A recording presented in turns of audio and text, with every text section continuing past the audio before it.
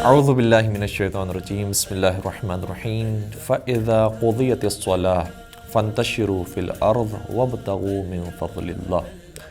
ناظرین کرام، آج سورہ جمعہ کی ایک آیت پڑھنے کا شرف حاصل کیا، جس میں ارشاد ہوتا ہے کہ جب تم نماز جمعہ سے فارغ ہو جاؤ تو پھر زمین میں پھیل جاؤ اور اللہ کے رزق کو تلاش کرو۔ اس کا مطلب یہ ہوا کہ نماز کی جتنی امپورٹنس ہے خدا کی نگاہ میں، اتنی رزق حلال کمانے کی بھی ہے۔ یعنی جمعے کے دن نماز جمعہ پڑھنا یہ بہت بڑی عبادت ہے، لیکن اس عبادت کے اوپر اکتفا نہ کرو۔ اس کے بعد جو تمہاری دوسری ذمہ داری وہ یہ ہے کہ نماز سے فارغ ہونے کے بعد زمین میں پھیلو اور رزق پروردگار کو تلاش کرو۔ اور رزق پروردگار تلاش کرنے میں بہترین روایتیں موجود ہیں کہ عبادت کے 70 حصے ہیں، اس میں سے سب سے بہترین حصہ رزق حلال کمانا ہے۔ معصومین کرام کی بہت ساری متعدد روایات موجود ہیں، کسی نے آ کر اعتراض کیا اور یہ بھی مختلف اماموں پر کیا گیا، بعض روایات کے اندر 7ویں سرکار پر، بعض میں 8ویں امام پر، مختلف اماموں کے اوپر یہ اعتراض کیا گیا کہ آپ کھیتی باڑی میں مصروف ہیں، اگر آپ کو اس حالت میں موت آ گئی تو آپ دنیا دار انسان تصور کیے جائیں گے اور دنیا داری کرتے ہوئے آپ کو موت آ جائے گی۔ امام نے شاہ فرمایا کہ یہ کام وہ ہے کہ جو مجھ سے افضل لوگوں نے کیا۔ کہا کہ آپ سے افضل کون ہے؟ کہا مجھ سے افضل ہمارے جد حضرت امیر المومنین اور ہمارے جد حضرت نبی اکرم محمد مصطفیٰ صلی اللہ علیہ وسلم، انہوں نے بھی یہ کام انجام دیا ہے۔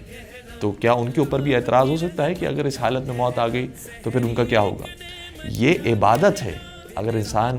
کما کر لے کر آتا ہے تو بالکل یہ عبادت ہے جو انجام دے رہا ہے۔ لیکن مسئلہ یہاں پر یہ ہوتا ہے کہ کبھی کبھار انسان مال کی طرف اتنا زیادہ رغبت پیدا کر لیتا ہے اور اتنا مال کے چکر میں پڑ جاتا ہے کہ پھر وہ عبادتوں کو بھول جاتا ہے اور اللہ کی اس دی ہوئی عطا کو بھول جاتا ہے کہ جو مال اسے ملا ہے وہ پروردگار ہی کی برکت سے اسے نصیب ہوا ہے۔ اس لیے ان دونوں کے اندر بیلنس رکھنا ضروری ہے، اور سورہ جمعہ ہی کی آخری آیت کے اندر اسی بیلنس کو بیان کیا گیا کہ نماز انجام دو، وہ بھی ضروری ہے، رزق حلال کماؤ، وہ بھی ضروری ہے، لیکن رزق حلال کماتے کماتے انسان اتنا غافل نہ ہو جائے کہ وَإِذَا رَأَوْا تِجَارَةً أَوْ لَهْوًا انفضوا إِلَيْهَا وَتَرَكُوكَ قَائِمًا، کہ بعض ایسے بھی ہیں کہ جب تجارت کو دیکھتے ہیں یا فضول سرگرمیوں کو دیکھتے ہیں اور کھیل کود کو دیکھتے ہیں تو اس کی طرف ہی راغب ہو جاتے ہیں اور اے رسول آپ کو تنہا چھوڑ دیتے ہیں، اور آپ نماز میں تنہا رہ جاتے ہیں اور یہ تجارت کی طرف چلے جاتے ہیں۔ تو کہیں ایسا نہ ہو جائے کہ انسان تجارت کرتے کرتے نماز کو بھول جائے، اور کہیں ایسا نہ ہو کہ نماز پڑھتے پڑھتے اور عبادتیں کرتے کرتے انسان رزق حلال کمانے کو بھول جائے۔ ان دونوں کو بیلنس رکھنا بہت ضروری ہے، اور ہمارے لیے تو معصومین علیہ السلام کی جو 14 مثالیں موجود ہیں اتنی بہترین ہیں کہ ہر ایک کی زندگی کے قریب اگر ہم ہو جاتے ہیں تو پتہ چل جائے گا کہ ان کی زندگی میں نماز بھی اول وقت میں نظر آتی ہے اور انہی کی زندگی میں رزق حلال کمانا بھی نظر آتا ہے۔ مولا متقیان جہاں ان کے پیروں سے تیر نکال لیا جاتا تھا اور انہیں خبر نہیں ہوتی تھی، وہی علی مرتضیٰ مدینہ سے باہر جایا کرتے تھے اور کھیتی باڑی فرمایا کرتے تھے۔ باغات انہوں نے آباد کیے ہیں، کتنے کنویں ہیں جو حضرت علی مرتضیٰ نے کھودے ہیں، کتنے شہر ہیں جو انہوں نے آباد کر لیے، اور وہاں پر پھر ان کے غلام جن کو مولا نے آزاد کر دیا تھا انہی کی اولادیں پیدا ہوئی اور نسلیں پیدا ہوئی اور ان سے شہر اور گاؤں آباد ہو گئے۔ اور کچھ دن پہلے ہی ہمارا جب سعودی عرب میں سفر ہوا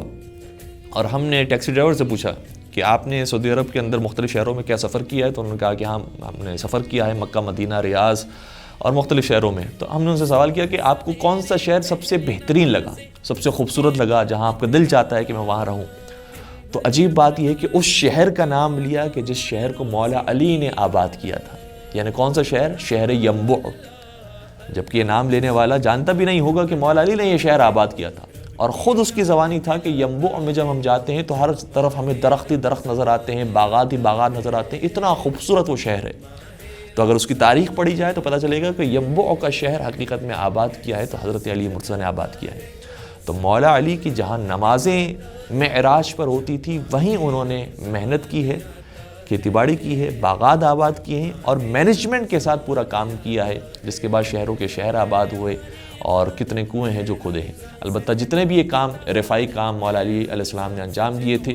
اس کو اپنی ذات کے لیے نہیں استعمال کیا، بلکہ یہ درخت لگاتے تھے، کنویں کھودتے تھے اور راہ خدا میں وقف کر دیتے تھے۔ والسلام علیکم ورحمۃ اللہ وبرکاتہ۔